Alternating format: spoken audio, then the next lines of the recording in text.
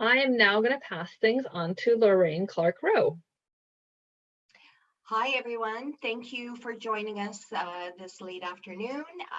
And I will talk for a few minutes, and then there will be more information from program advising at that side of things. And we're happy to take your questions after or during with the chat. Next slide, please.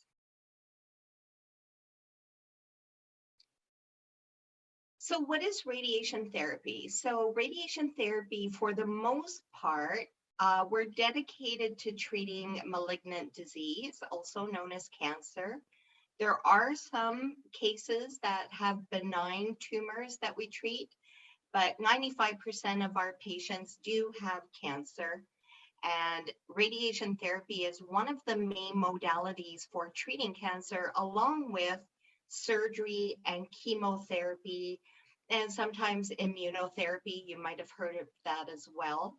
So we are one of the important pieces in a patient's journey for cure or palliation, as the case may be. Next, yeah. Yeah, so a radiation therapist works with cancer patients throughout their treatment journey. We image patients and we establish a target area. So that target area is going to be where the tumor is or where the tumor was after surgery. And we plan optimal treatment. We utilize ionizing radiation sources and advanced technologies for daily treatment. We see our patients Monday to Friday. Our working hours are typically 8 to 4. And patients will be on treatment for anywhere between perhaps 5 to 7, sometimes closer to 8 weeks. So we do get to know our patients quite well. We interpret patient setup instructions, radiation beam descriptions, and dose calculations. So there's a very strong technical side to it, as well as the patient care side. And the patient care side includes counseling patients by explaining the procedures, but also counseling them and supporting them as they may recognize side effects from treatment and provide guidance and support at each visit. We also maintain a patient record system, which is very important, and we ensure that there is patient safety and quality of care in our delivery.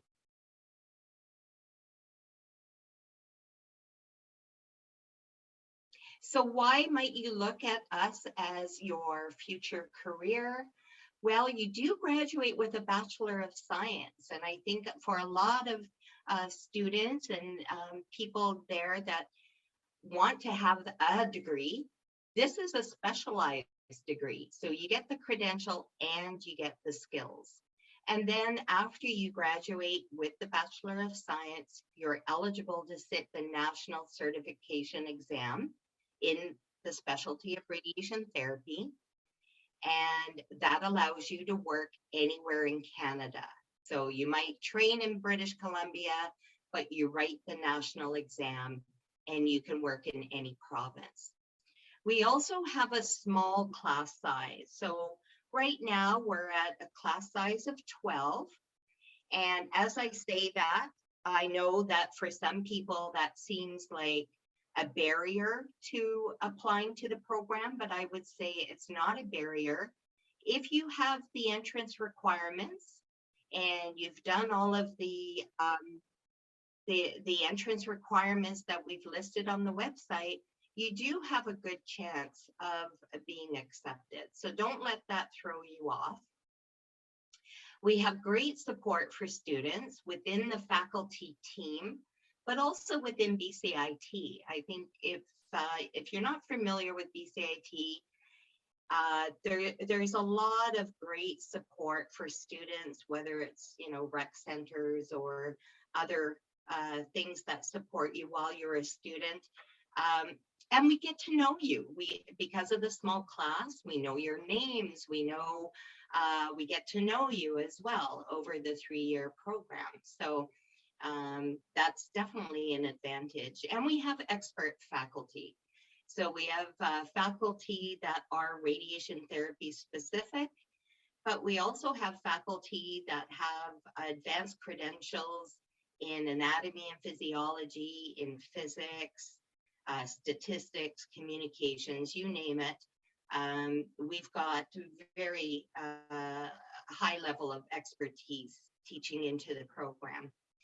And we are the only radiation therapy program in British Columbia. There are other programs across Canada, but for radiation therapy, we are the one program at BCIT.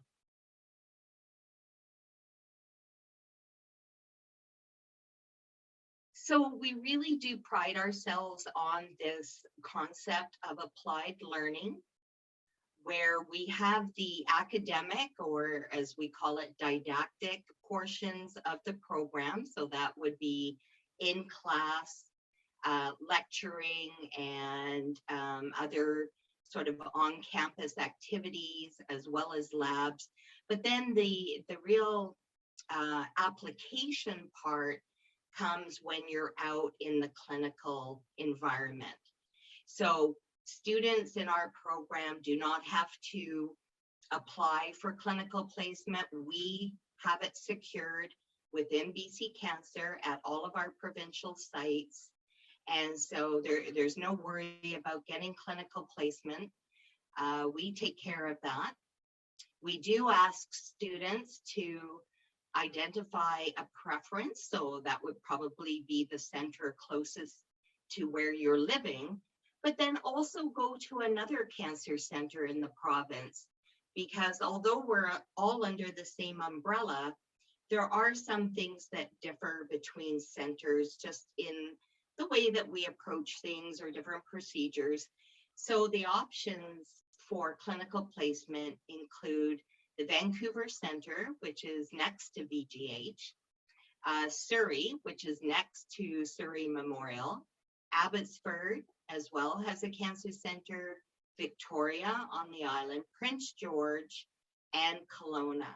So there's good options there. There's a really good experience to be had at any one of these centers. In the information that we provide on the website, it is noted that students are responsible for the relocating and costs.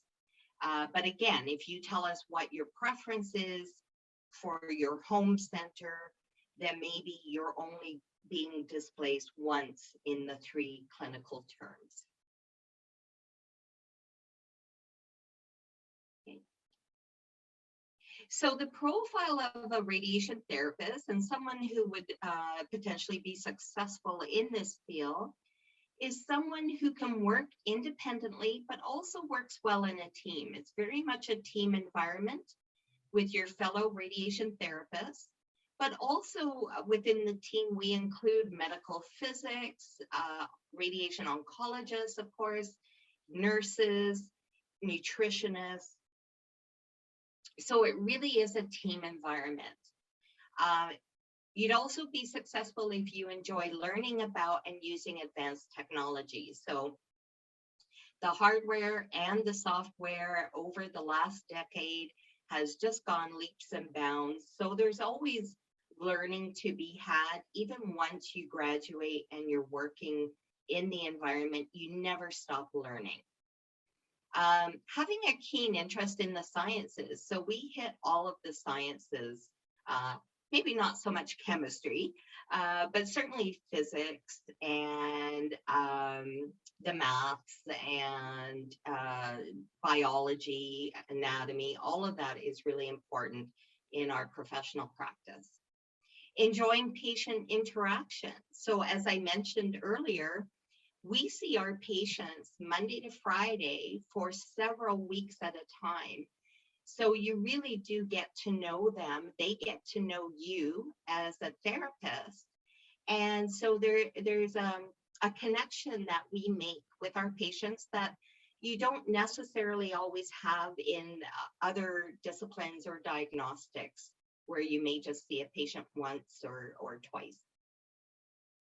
And of course, demonstrating a high level of empathy, Professional standards and ethical conduct would also be part of this profile.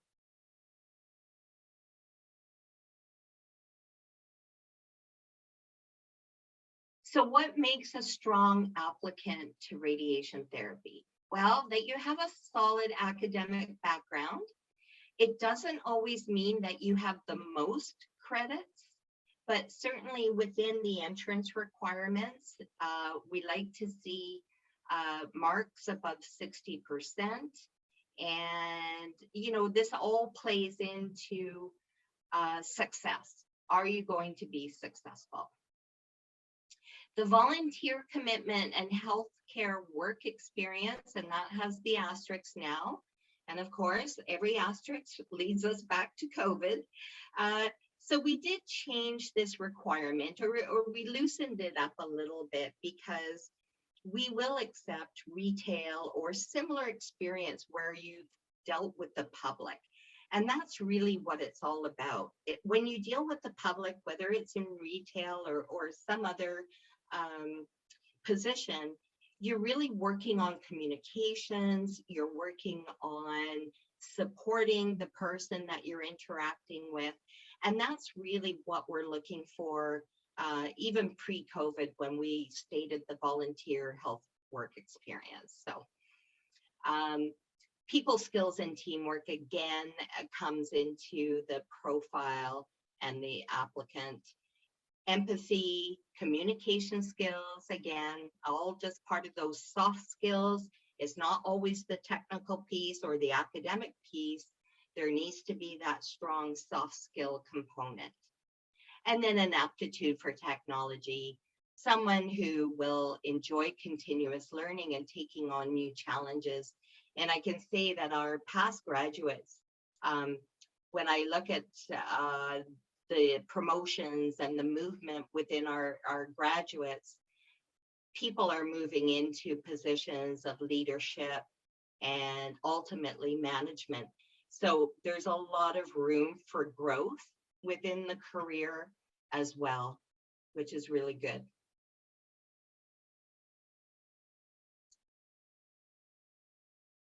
Okay. So if you're accepted into the program, how are you going to be successful? Well, time management.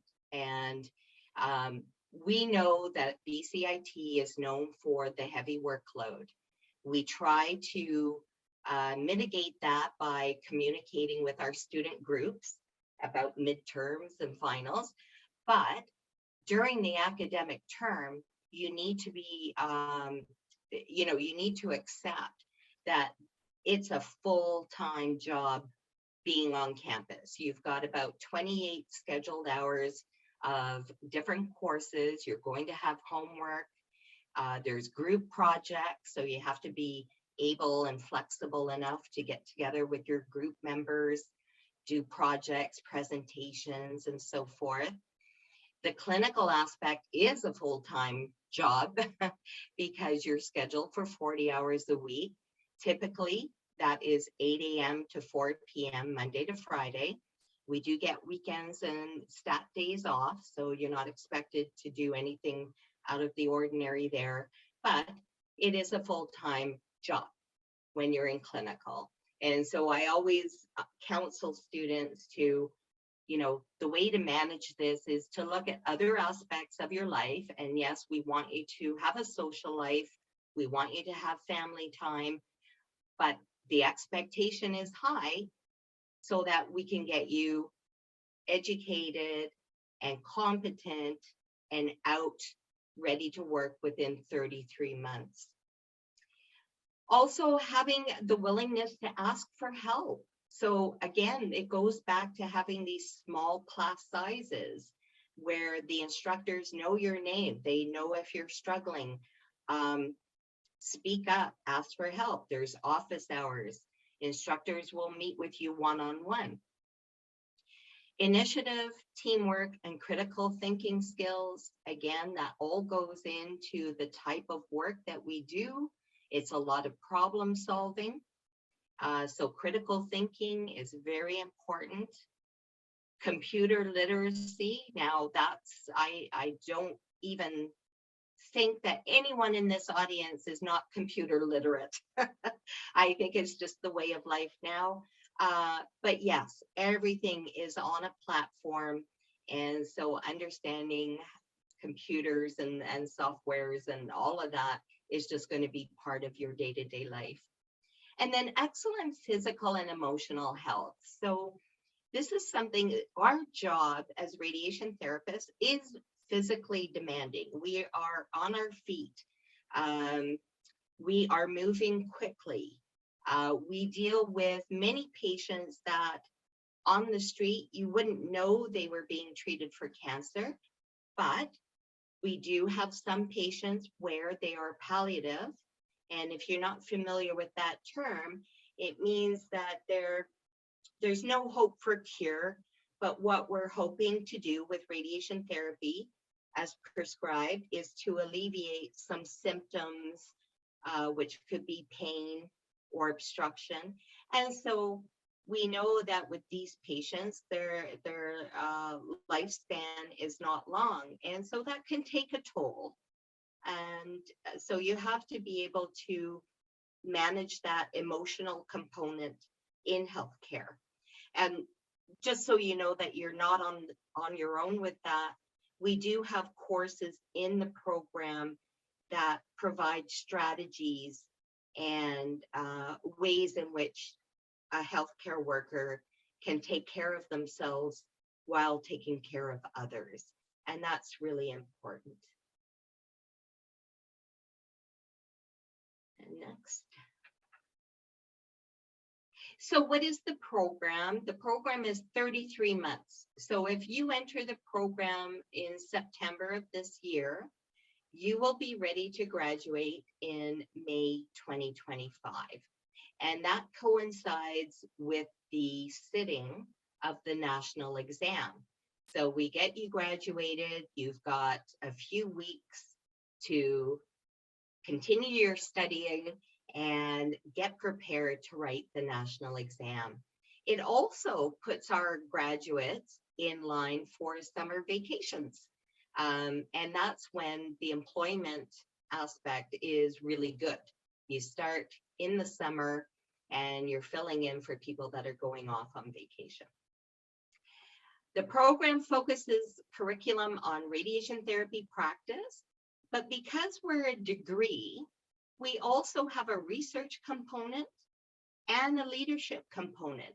And so we don't just focus on, the technical aspects that you could say are just part of radiation therapy, but by doing research and leadership courses and content, we're really setting you up again for future career advancement.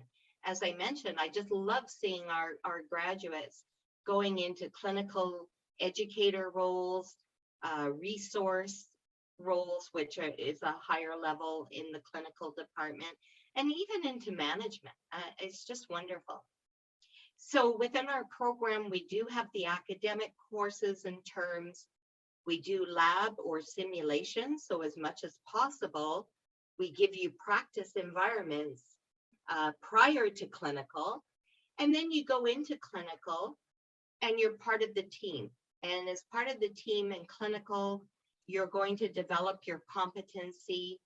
We have a year 1 clinical term, a year 2, and then a year 3.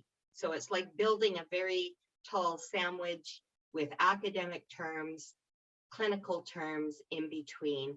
And by the end, you graduate as a competent radiation therapist.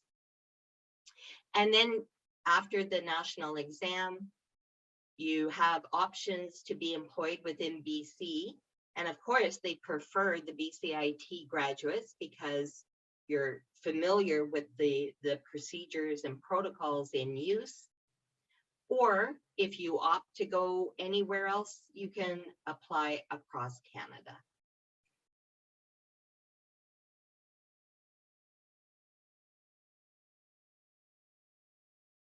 So opportunities for continuing growth, because it is a degree program, you have pathways into master's or even certificate programs in health leadership and other related programs to become that supervisor or manager, to take on an educator role and start teaching, whether it's clinical teaching or within the program, there's opportunities.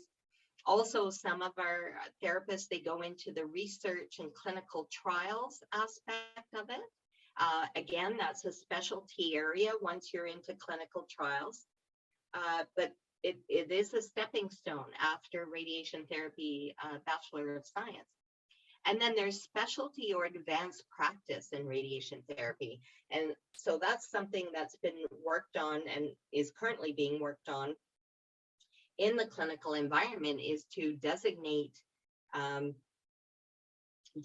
individuals into these advanced complex areas of practice to become the expert. So that's another exciting avenue that our graduates, any graduate, can take.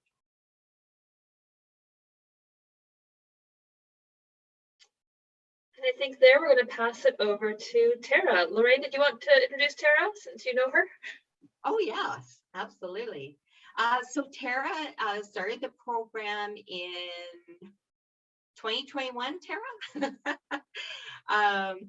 And she just has the best background story and is such a wonderful addition to our student group.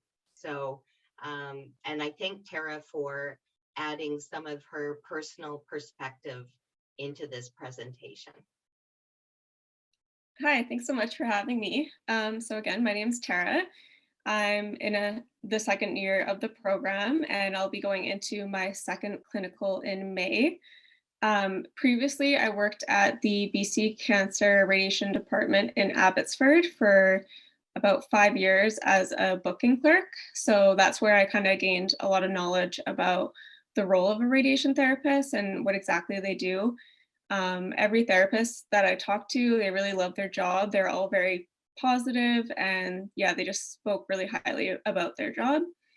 And so when I was looking into different careers, I knew I wanted to get into healthcare, but I wasn't sold yet on exactly what I wanted to do. I was looking into everything and anything, basically like nursing, imaging, counseling, etc.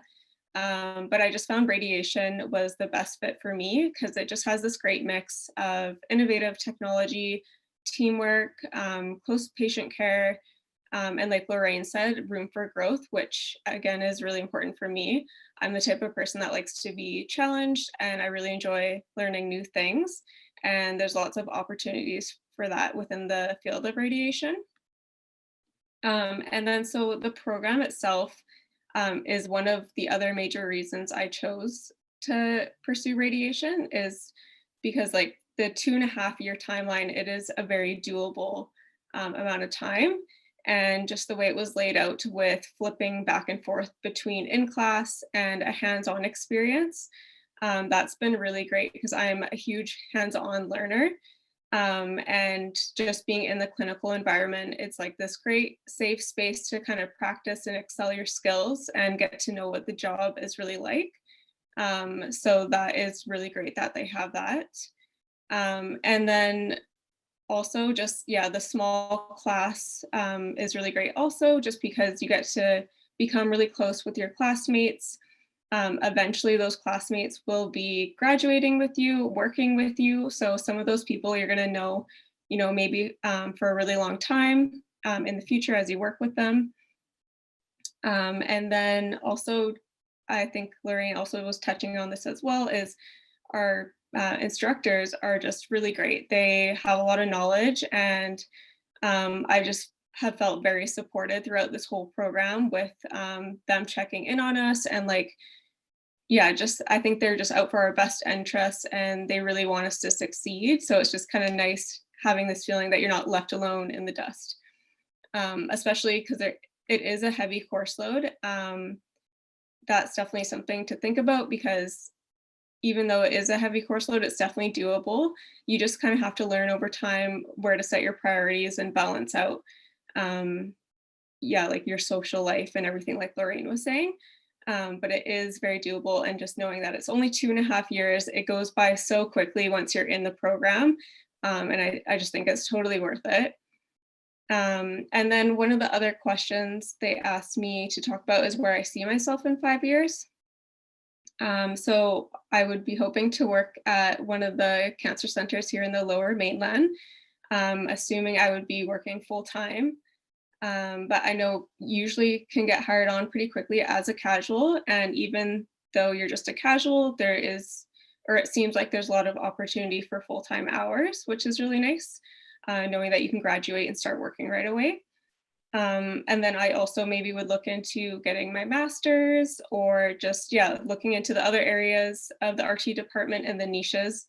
Again, just the room for growth is, there is a lot in the radiation field. And I just think it's great that, you can change things up if you are kind of feeling stagnant, or you can just remain as a radiation therapist, because that alone is, with the innovative technology and everything like that, it's just really exciting in itself. So yeah, I think the program is really great. I'm really happy to be in it, and I'll be really excited to graduate and start working as a therapist. Thank you, Tara. That was great. Thank you for coming on and sharing with us. No problem. And I am going to talk now and give Lorraine a bit of a break. I'm going to talk about some of the admissions details. So if we've kind of piqued your interest tonight, what do you do next? How do you get in? How do you make this happen? So our next intake date is September 2022. So we take in students once a year in September. Our application window is from October 1st to May 28th. So you do have until May 28th to get your application in. There's no benefit to getting your application in early, as we look at all of them at the same time. So anywhere in that window is totally fine. The application steps. So you want to go on our website and review requirements and application dates. Now, if there's any discrepancy between the BCIT website and this presentation, the BCIT website is the be all and end all. So it's the one that takes precedent. So you'll review the application dates, convert all your documents, upload them. Everything happens online with our application process. And then we have the CASPER letter of reference and mandatory questionnaire that you would complete. And I'll talk a bit more about that in a moment. And you apply online at bcit.ca. Now, the application fee at BCIT for domestic students is $90. So you do need to submit that as well. And that's also done online. So let's go to the next slide here. So the entrance requirements for radiation therapy, fairly straightforward. You need to have 2 years of full-time education. Oh, how did that happen?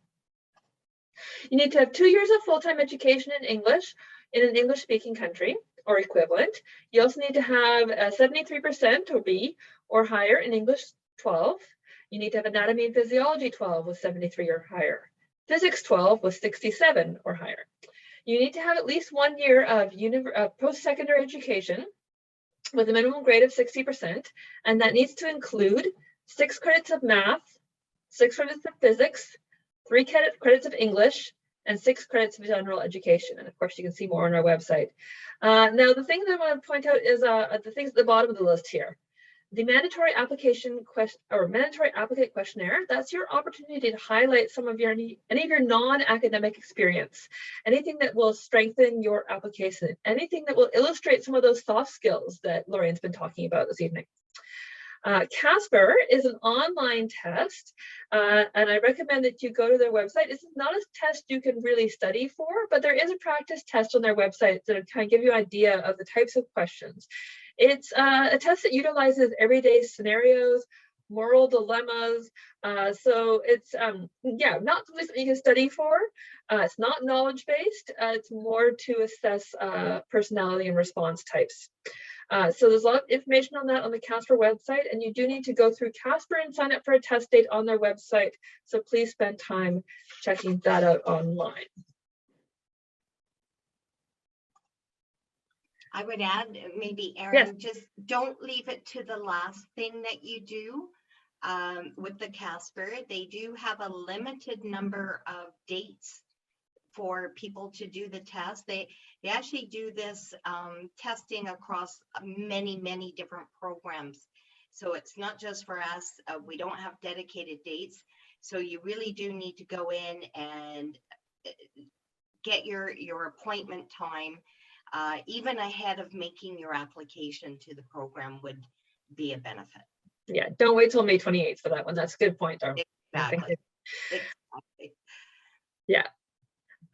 So once you have everything together, BCIT, if you've been to BCIT previously, you don't need an official transcript from us because we already have that on file, of course. But any other transcripts and documents, we do need those uploaded as digital files. You can read the instructions here on the screen on how to do that. You can scan and take pictures. You can PDF them. However that works, and those instructions will be on our website as well.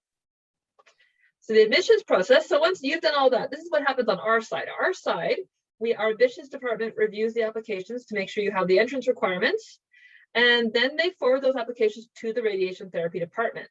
So the radiation therapy department will look everything over and kind of make their short list, and they'll select their applicants. Admissions will then send you an acceptance letter, and you'll pay the commitment fee to come to BCIT. The commitment fee, I believe, is about $500, and that goes towards your tuition later, I believe.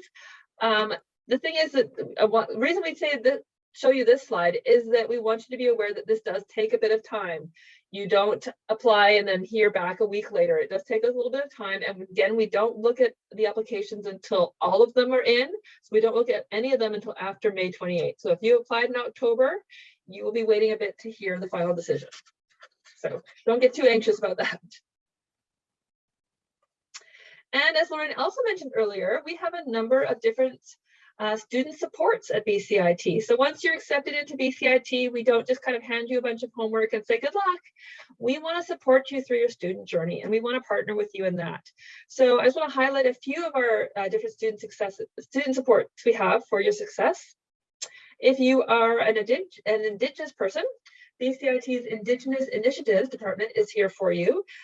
They help you smoothly transition into your first year at BCIT. They offer peer-to-peer mentorship, a welcoming gathering place, and they can also provide some clarification on Indigenous funding.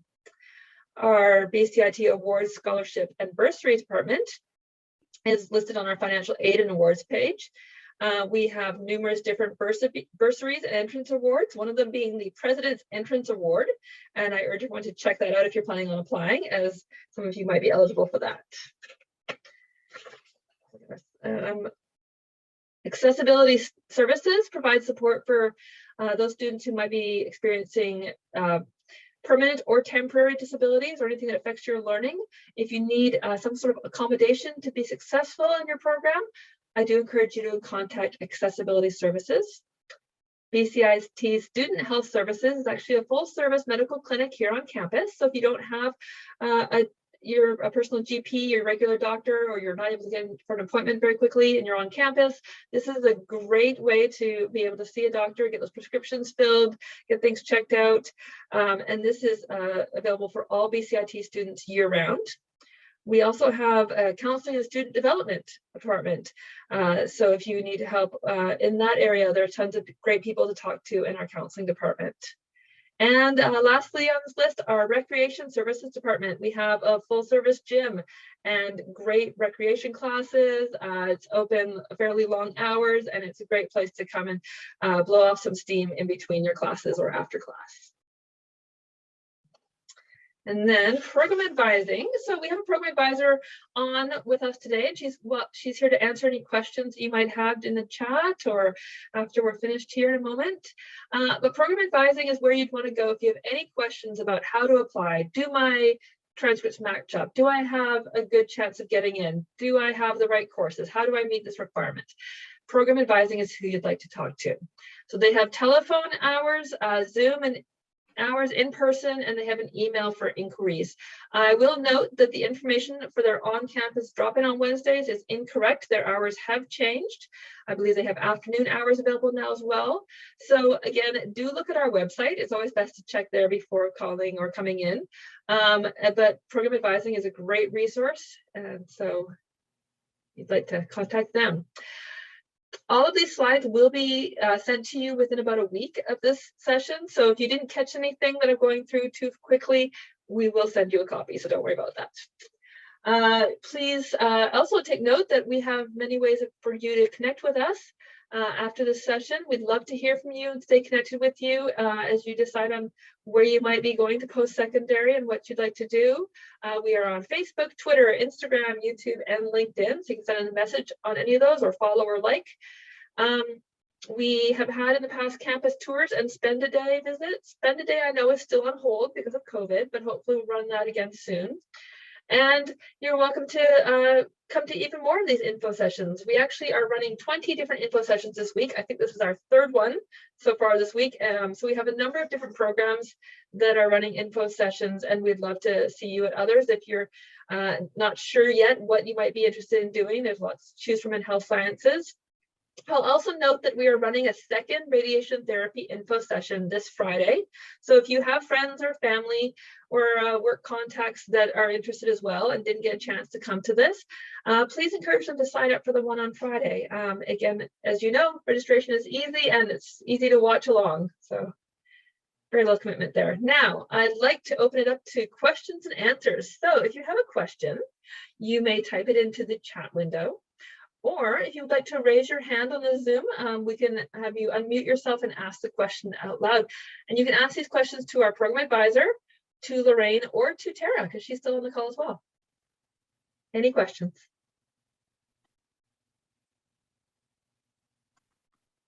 Or Lorraine, anything you want to add in the meantime?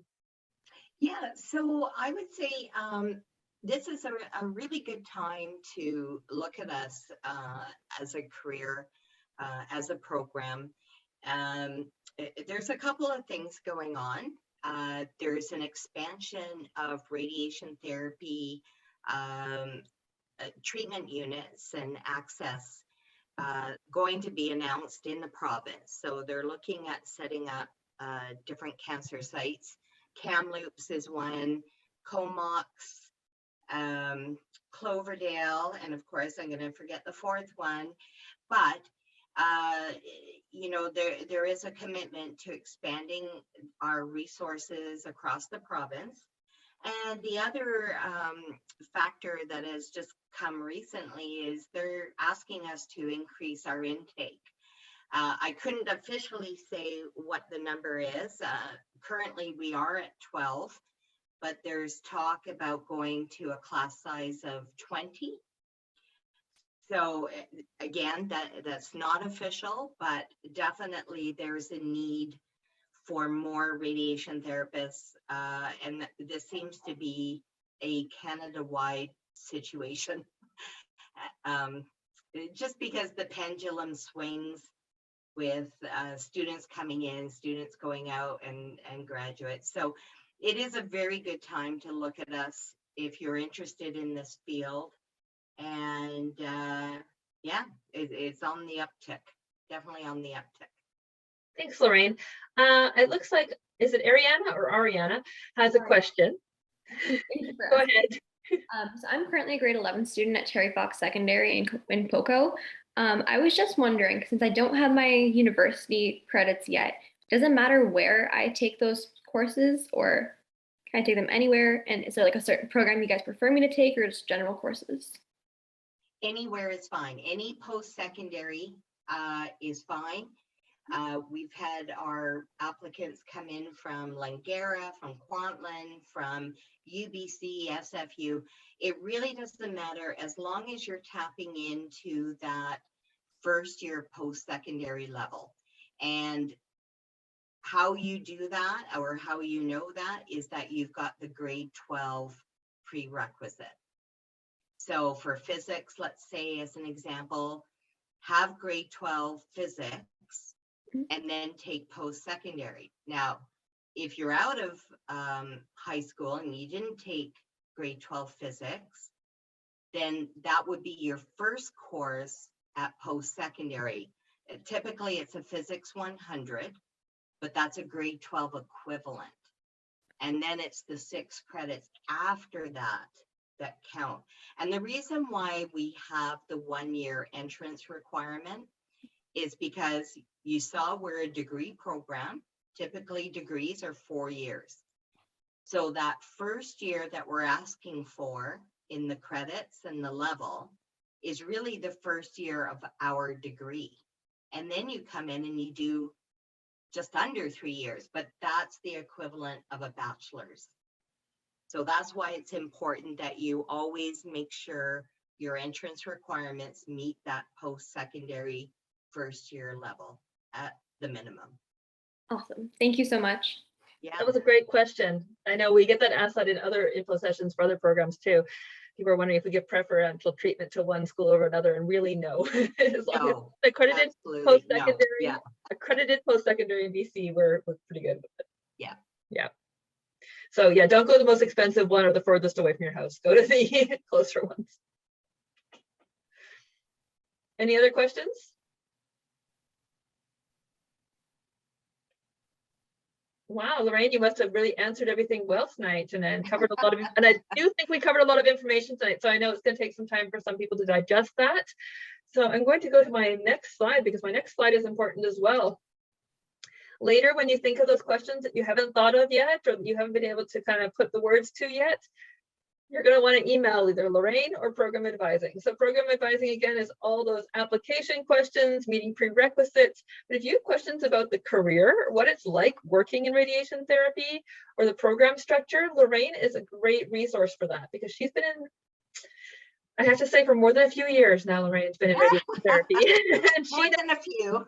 she knows the program inside out, and she knows the career too. I mean, I doubt there's many people that work at BC Cancer in the Lower Mainland that haven't learned from our program. So Yeah, and I'm very happy to answer your questions, your inquiries.